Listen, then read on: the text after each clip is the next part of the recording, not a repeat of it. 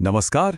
आज हम बात करने वाले हैं संगीत में सुरों को सीखने के एक बहुत ही नए, मजेदार और बहुत ही असरदार तरीके के बारे में।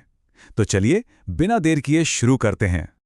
अच्छा, जो लोग संगीत सीखते हैं उनके लिए सुरों को सिर्फ सुनकर पहचानना, जिसे हम ईयर ट्रेनिंग कहते हैं ना, वो अक्सर एक बहुत बड़ी चुनौती होती है। कभी कभी तो ऐसा लगता है कि कुछ लोगों के पास ये टैलेंट, ये हुनर जन्म से ही होता है और बाकी लोगों को इसके लिए बहुत बहुत ज्यादा स्ट्रगल करना पड़ता है। तो आज हम इसी चैलेंज को थोड़ा और गहराई से समझने वाले हैं। हम ये देखेंगे कि जो पुराने तरीके हैं वो कभी कभी इतने मुश्किल क्यों लगते हैं, और सबसे जरूरी बात, इसका एक आसान सा हल क्या हो सकता है। जरा एक मिनट के लिए सोचिए, क्या हो अगर सुरों को सिर्फ सुना ना जाए बल्कि उन्हें देखा भी जा सके, उन्हें महसूस किया जा सके। मतलब अगर हर एक नोट का अपना एक अलग रंग हो, एक अलग एहसास हो, तो क्या उन्हें पहचानना एकदम से आसान नहीं हो जाएगा। बस यहीं पर एक, कह सकते हैं, क्रांतिकारी तरीका सामने आता है। एक ऐसा मेथड जो सुरों को पहचानने के पूरे गेम को ही बदल सकता है। तो इसका नाम है colour and emotion year method. अब यह है क्या? देखिए, ये एक ऐसी टेक्निक है जो हर सुर को, हर स्वर को एक खास रंग और एक अलग सी भावना से कनेक्ट कर देती है। और इससे होता यह है कि सुरों को पहचानना और याद रखना बहुत ही ज्यादा आसान हो जाता है। क्यों? क्योंकि ये तरीका सिर्फ हमारे सुनने पर डिपेंड नहीं करता, बल्कि हमारी जो अंदर की समझ है ना, हमारी इंट्यूशन, उस पे काम करता है। तो सवाल ये है कि ये तरीका असल में काम कैसे करता है। चलिए, इसके दो जो मेन पिलर्स हैं उनको समझते हैं। पहला है रंग और दूसरा है एहसास। तो देखिए, पहला स्टेप है हर एक सुर के लिए एक मजबूत विजुअल कनेक्शन बनाना। मतलब हर सुर को एक रंग दे देना है, ताकि जैसे ही कोई सुर कानों में पड़े, दिमाग में फौरन वो रंग चमक जाए। जैसे कि आप यहां देख सकते हैं, हर सुर को एक रंग से जोड़ा गया है। मान लीजिए, सा के लिए नीला, रे के लिए ऑरेंज, गा के लिए पीला, एंड सो ऑन। बस दिमाग में इसी कनेक्शन को बिठाना, यही हमारा पहला काम है। अच्छा, अब आते हैं इस मेथड की दूसरी लेयर पर। और ये सिर्फ सुनने के बारे में नहीं है, ये है संगीत को फील करने के बारे में। मतलब हर सुर को एक खास इमोशन या एहसास से जोड़ना। पता है, हर सुर का अपना एक इमोशनल कैरेक्टर होता है, और यही तो उसे पहचानने की चाबी है। जैसे सा सुनते ही एक शांति का एहसास होता है, रे में एक उम्मीद सी लगती है, और गा सुनते ही खुशी महसूस होती है।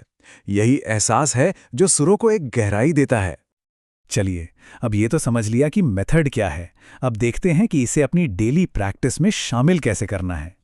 देखिए, इस तरीके का असली जादू तब शुरू होता है जब आप इन तीनों चीजों को, रंग, भावना और ध्वनि, एक साथ प्रैक्टिस करते हैं।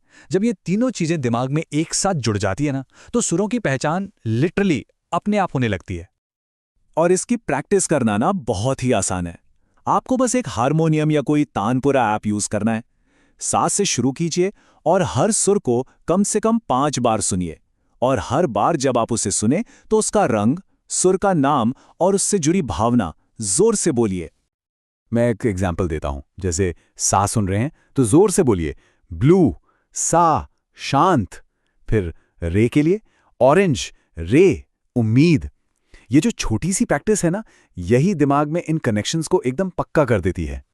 और हाँ, जब खुद को टेस्ट करने का टाइम आए तो कोई भी एक रैंडम सुर बजाइए और खुद से पूछिए, अरे ये कौन सा रंग लग रहा है, या इसे सुनकर मेरे मन में कौन सा इमोशन आ रहा है। जैसे ही आपको इमोशन पता चलेगा, आपको रंग याद आ जाएगा और रंग से फटाक से सुर का पता चल जाएगा। इस सब के लिए एक बहुत ही सिंपल सी ड्रिल है। और जानते हैं कितना टाइम लगेगा? हर दिन सिर्फ 5 मिनट। जी हां, सिर्फ 5 मिनट, जो आपकी म्यूजिकल सफर में एक बहुत बड़ा बदलाव ला सकते हैं। तो ये है वो 5 मिनट की ड्रिल।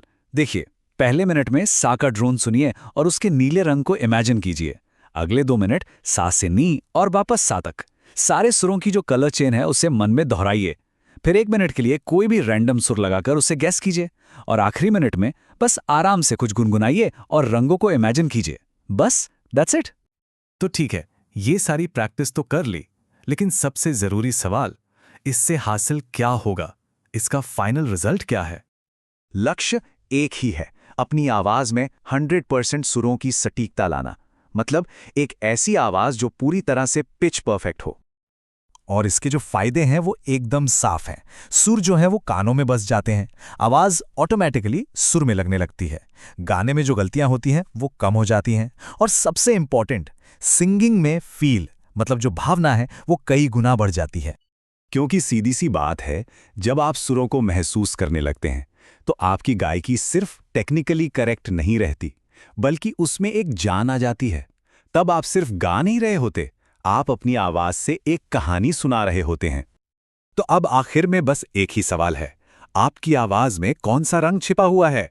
क्या पता शायद ये तरीका उसे ढूंढ निकालने में आपकी मदद कर दे।